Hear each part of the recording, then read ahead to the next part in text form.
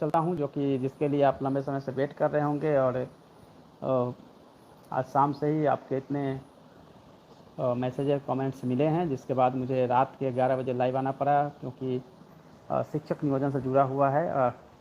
बहुत सारे कन्फ्यूजन्स हैं।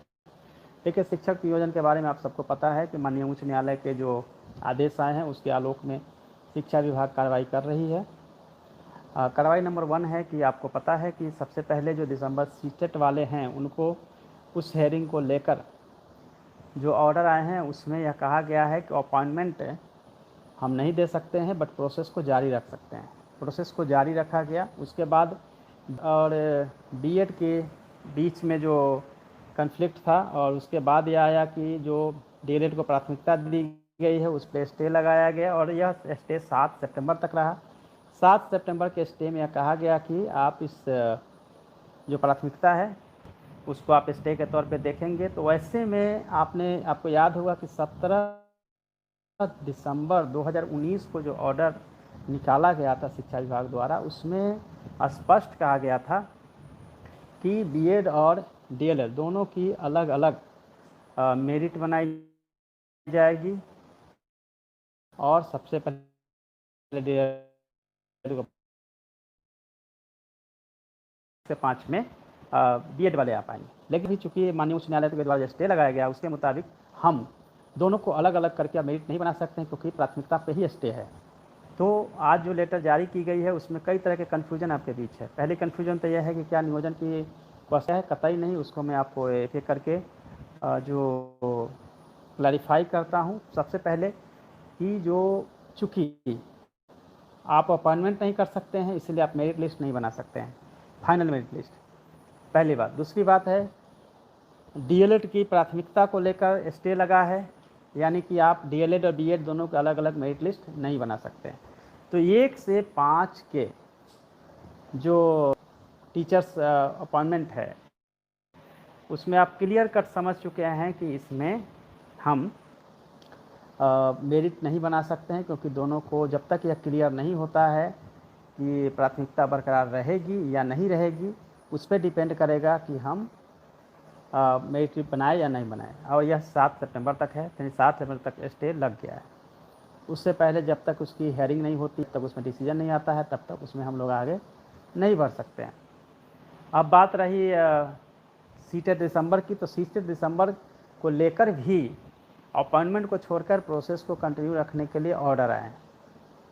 अब मैं आगे इसमें बताना चाहता हूं कि 14 दिसंबर तक एनआईओएस डीएलएड वाले को फॉर्म भरने को दे दी गई है उनको ये टाइम, और 14 दिसंबर तक 14 जुलाई तक आप लोग अप्लीकेशन कर पाएंगे जहां भी नियोजन इकाई है, पहली बात। दूसरी बात, उसके बाद 14 जुलाई के बाद विभाग द्वारा समय समय पे जो निर्देश नियोजन इकाइयों को दी जाएगी उसका पालन नियोजन इकाई को करना है।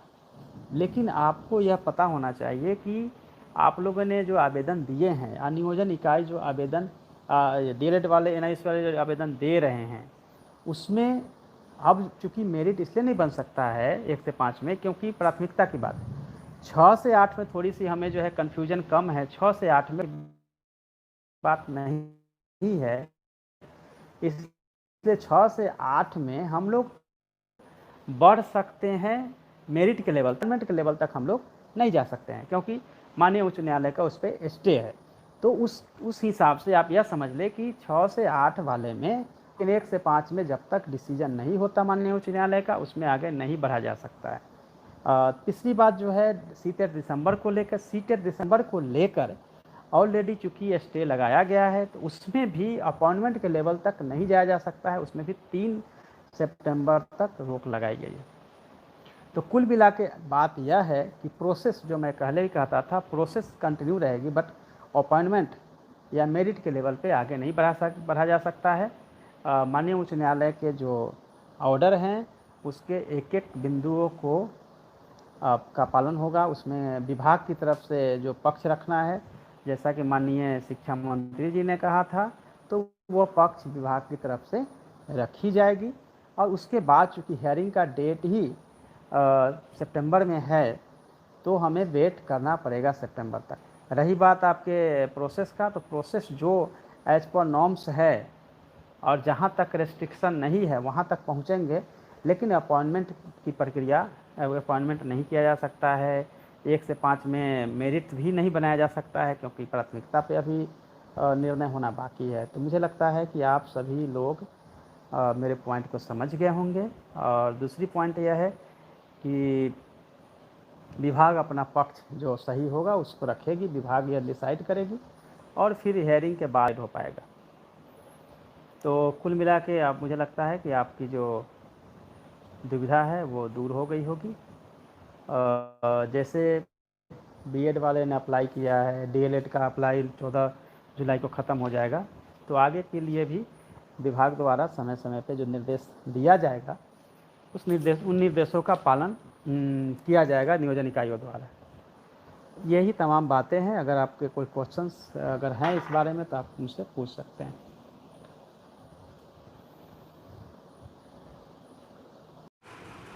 दोस्तों, जैसा कि आपने अभी सुना कि रंजीत सर ने स्पष्ट रूप से कहा है कि नियोजन प्रक्रिया रुकी नहीं है, क्योंकि बात प्राथमिकता से और अपॉइंटमेंट से जुड़ा हुआ है।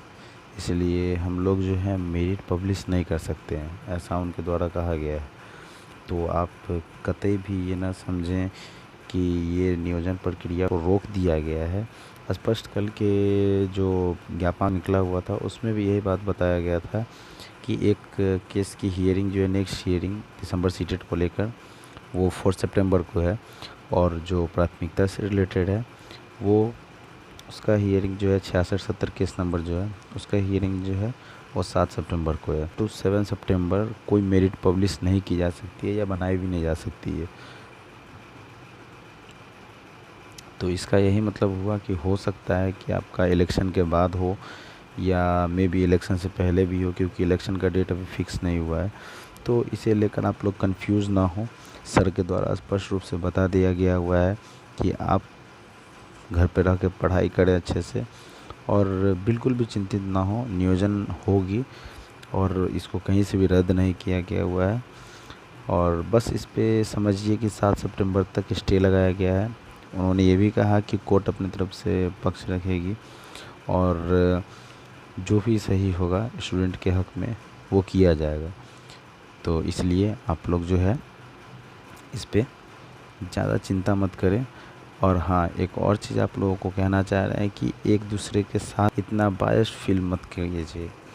कभी डीएलएड वाले बीएड पे केस करेंगे, कभी बीएड वाले डीएलएड पे केस करेंगे, कभी एनआईओएस वाले जो हैं वो केस करेंगे कि मेरा नियोजन नहीं हो रहा है। करते ही रहेंगे तो फिर नियोजन कब होगी?